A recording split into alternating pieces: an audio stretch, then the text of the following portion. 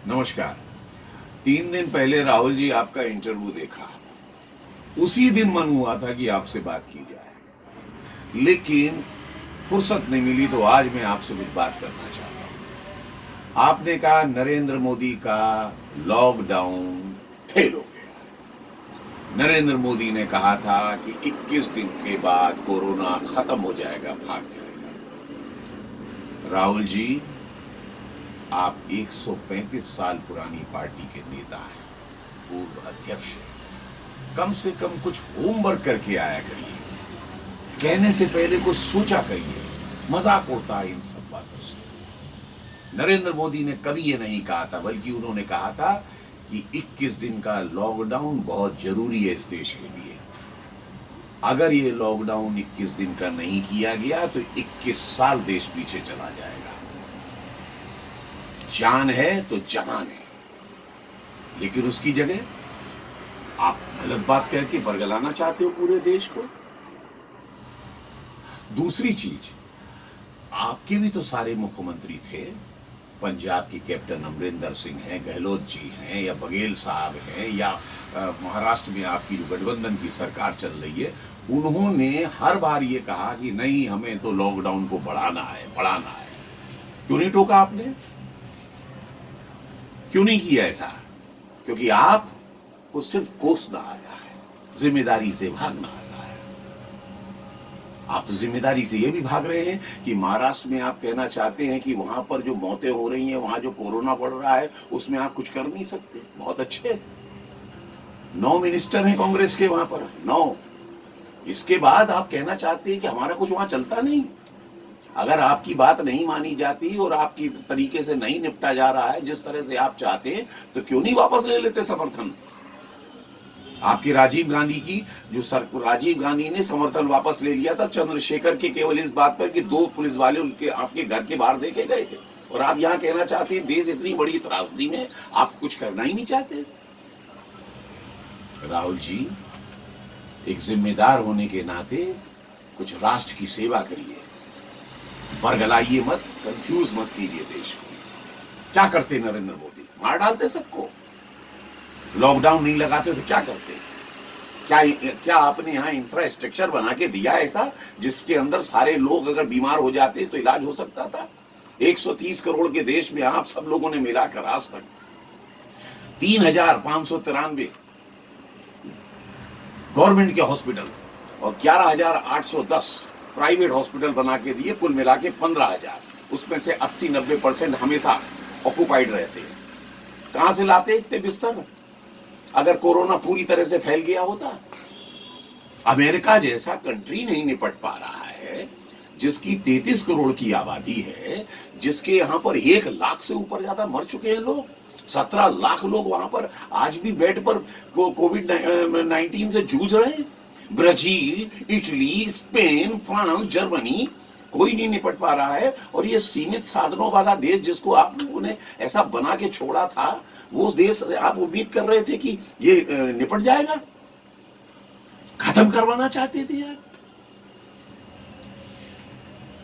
4,800 लोग केवल इस देश के अंदर अभी तक खत्म हुए और 1,65,000 लोग बीमार हुए। इसको आप लॉकडाउन का कंट्रोल नहीं कहेंगे तो क्या कहेंगे? अगर लॉकडाउन नहीं होता तो क्या ये स्थिति रह पाती?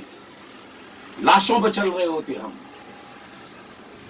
लेकिन नहीं, आपको राजनीति करनी है, सलूशन नहीं देना है। मजदूर भाग रहे थे आपके महाराष्ट्र से, मजदूर भागे पंजाब से, मजदूर भागे राजस्थान से, मजदूर भागे दिल्ली से।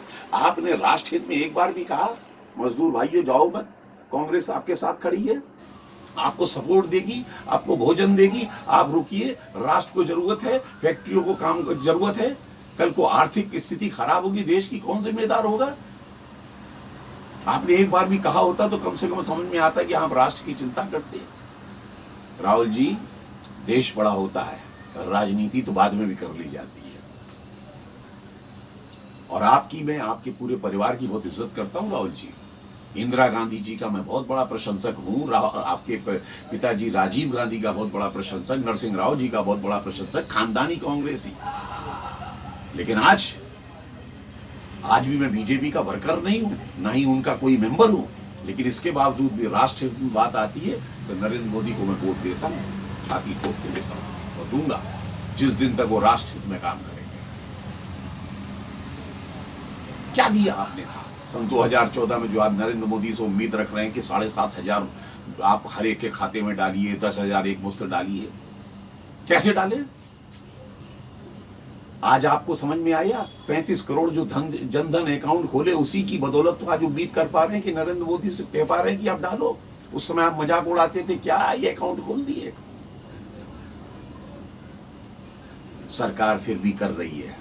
आप लोगों ने तो खोखला करके इस देश को छोड़ा था। आपकी बीज खाद के लिए भी लाइन लगती थी, 4-4 दिन तक लाठियां किसान खाता था, याद है आपको? 80% एरिया के अंदर, हिंदुस्तान के अंदर आधे समय बिजली नहीं आती थी, किसानों को पानी नहीं मिलता था। 9 सिलेंडर दिए जाएं, 12 सिलेंडर दिए जाएं, इसके ऊपर बहसें चला करती थी कि कितना सब्सिडी दी जाए। और यदि आप ये कहना चाहते हैं कि नहीं हमने तो बड़ा खजाना छोड़ा था, तो ऐसा बोलिए ना नरेंद्र मोदी से चिल्ला के, साहब श्वेत पत्र लेके आइए, हमने ये संपदा छोड़ी। खोखला कर दिया था आपने देश को। और आप कहते हैं हमने देश के लिए बहुत कुछ किया। क्या किया? सन 47 में हम आजाद हुए, हमसे 2 साल बाद चाइना आजाद हुआ। आज हमसे 5 गुनी उसकी जो अर्थव्यवस्था है। 15 साल वो हमसे कम पहले से मेट्रो बुलेट ट्रेन बना के ले गया। 25 साल वो हमसे आगे है। और आप हमसे कहते हम पाकिस्तान से आगे, हम नेपाल से आगे, हम इससे आगे। क्या किया आपने? और जो भी कुछ किया, अगर आप कहते हैं मोबाइल आया, कार आई, ये आए, सब नेपाल में भी मिलती है और लंका में भी मिलती है, और ये सब कंट्री में है।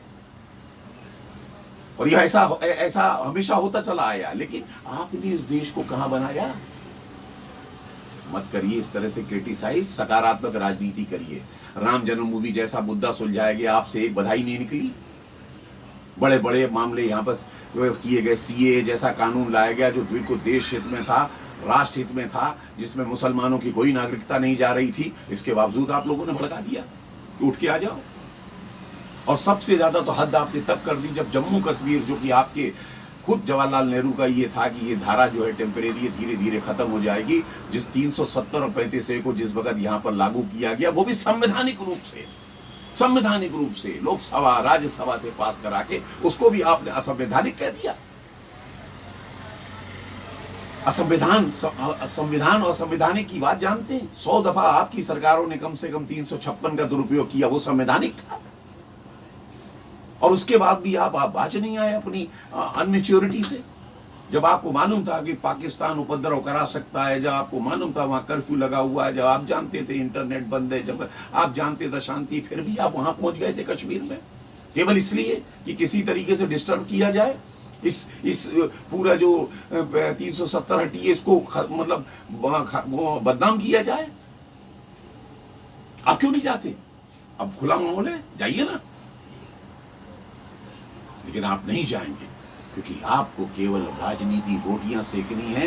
देश जाए गर्त में, देश जाए भाड़ में। नरेंद्र मोदी हारना चाहिए, नरेंद्र मोदी खराब होना चाहिए, नरेंद्र मोदी को जाना चाहिए। लेकिन उखाड़ नहीं पाओगे आप उस आदमी का, नरेंद्र मोदी का ये बाल नहीं उखाड़ पाओगे। इस तरह से सारा देश समझ चुका है। जय हिंद।